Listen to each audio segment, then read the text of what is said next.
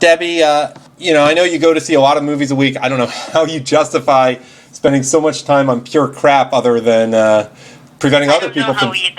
Other than preventing... It's a public service, preventing other people from seeing such crap. But there's someone named Zoe Saldana, which I don't even know who that is, but you said there's a sign of the times involving her. And while you do that, I'm just going to Google this, and you can start telling us about it. Well, Zoe Saldana is a movie star who I would consider her maybe like B-list, B+. Right. She's been in some big movies, like, for example, she was in Avatar, but she was an avatar, so you didn't really see her much. She was kind of like blue, covered in blue, and it was mostly computer-generated. It sort of resembled her, but she's this actress who is, I think, half black and half Puerto Rican, and she said that Hollywood is racist, so she has gotten a lot of really good parts. And I think it's not because Hollywood is racist against black people, which is what she was saying. I think it's more like they're racist in favor of black people. But she's gotten a lot of good parts. It's funny, she's married now, and she just had twins.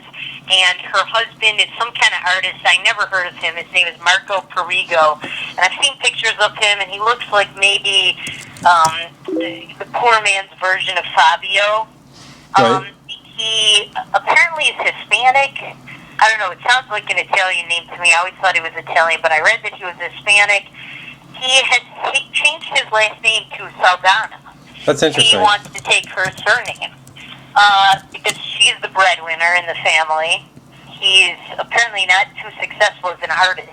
Right. I guess, when you really don't do anything for a living and you're married to a sugar mama, you tell people that you're an artist as your profession when maybe you're just coloring and coloring. I'm looking at a picture of him right now. I'm just curious. His last name was Perego. I don't know what either of those names mean, but playing devil's advocate, I think if you're trying to make a general point, I could understand some circumstances where someone would do that. If you don't like their last name. I mean, I haven't done it, but my last name, I think, according to Russian friends, means some dumpy part of former Poland where Jews had to live and they killed them all, and it was a miserable... No, but, I mean, like... Why do I want to... People always told me I should get a radio name when I used to have a radio show. Like, one of my intros for my show was the guy that was doing voiceovers for me. Just like when he was taking a break between saying the things I wanted him to say, said, Debbie Schlussel,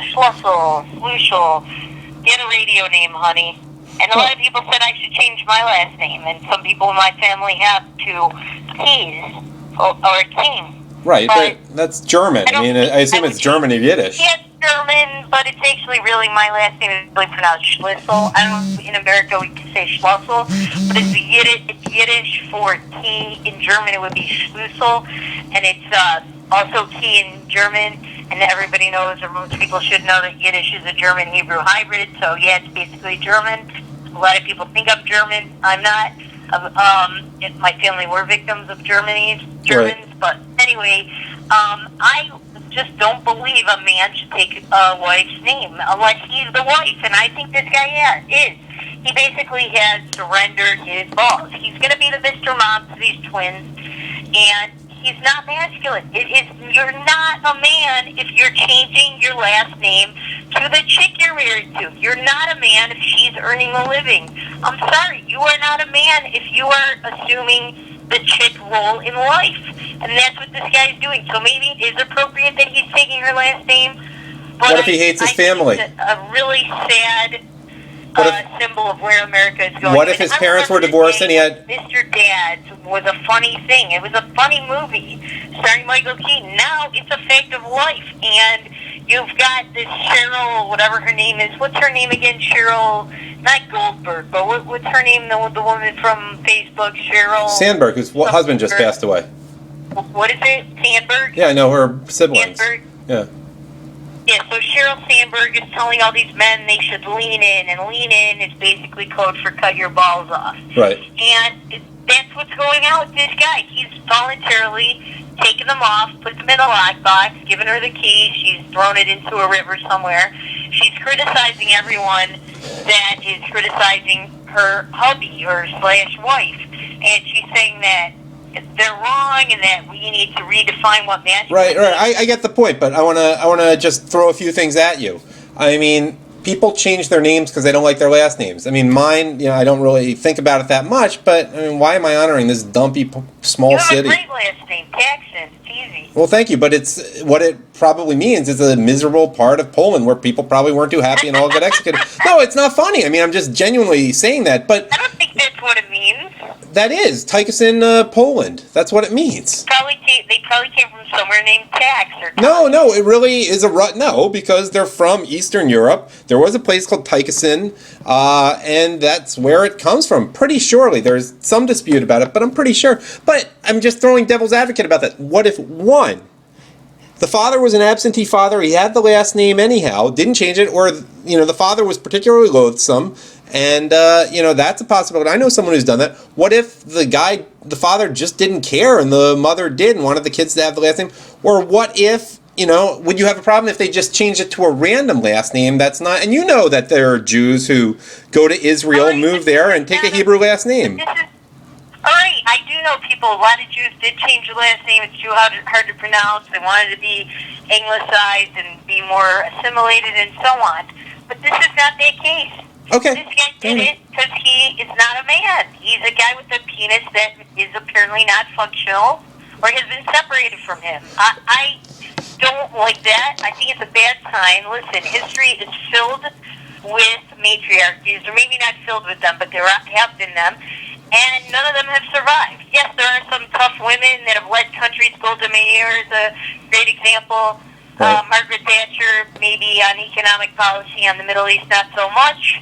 But, that's not the issue here. The issue here is that when you feminize a society as a whole, which never happened in Israel when it was run by Golda Meir, never happened in the UK when England was run by Margaret Thatcher, but when you feminize a society where you have men who change their name to the wife's last name, the wife is the keeper of the family, earns the bacon and so on, and the husband is just, Mr. Mom, I think that is bad for society, and it's a society that's destined for failure. I mean, you don't see anyone in ISIS saying, "Oh, Hamida, I want to take your last name." Right. It ain't happening.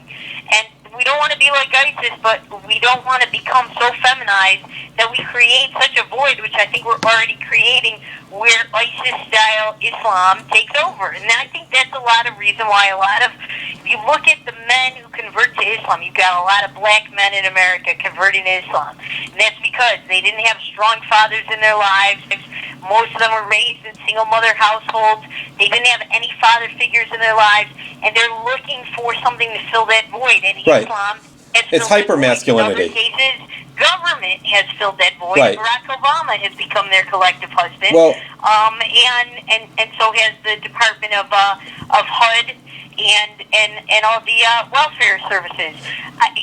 You just can't have a society that's feminized. It's destined for failure.